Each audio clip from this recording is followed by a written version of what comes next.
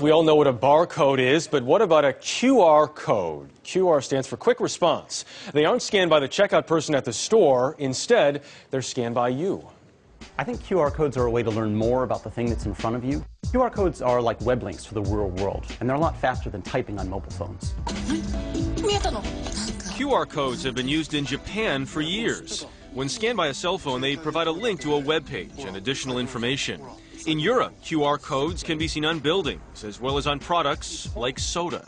I think QR codes are getting increasingly popular in the US, and you'll see them on more products, more stores. Barcodes that can be scanned with cell phones are now showing up in magazines and in stores. At Norma Kamali in New York, QR codes are everywhere.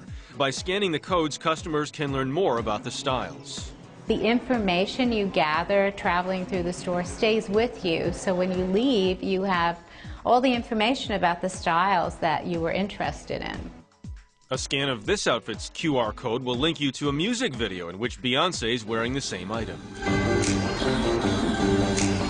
And QR codes can give new meaning to the idea of window shopping.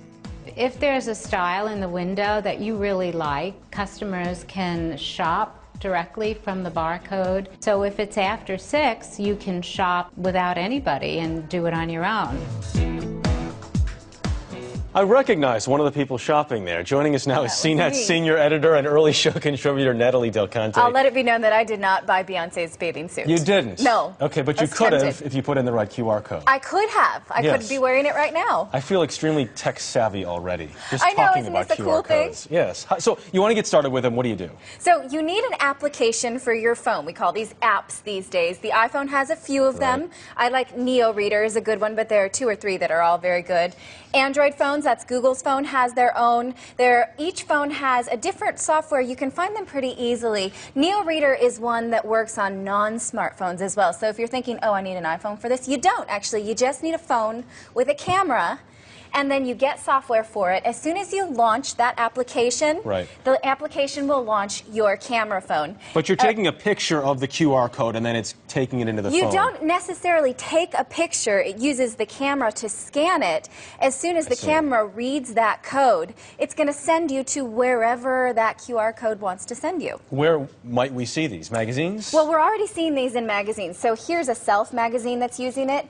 On the inside, if I scan this with Microsoft Tag program, then I can learn how to get hair like Ellen Pompeo, apparently. You immediately get hair like Ellen Pompeo. Well, it doesn't actually do my hair, but it gives me a little how-to video that tells me how to do that, which is nice. If it did. So they can augment their content because, you know, these magazines are made months in advance. Yeah, but whatever they want to send us to on the web, it makes it very interactive and now. All sorts of different magazines. Yeah, all of these magazines have them on the inside. You probably have seen them, but just not known what it was. I can get Robert Pattinson's hair if I scan the QR code. You might need to grow it out a bit, but yes, in theory. We also see them on video games now. See on the back of this Halo? There's a code here that's going to teach you more about Halo, like maybe how to get around a wall or use your weapons a little bit better. By taking you to a website or whatever else. Right, you just scan this with your phone, and then it's going to take you to a Halo website.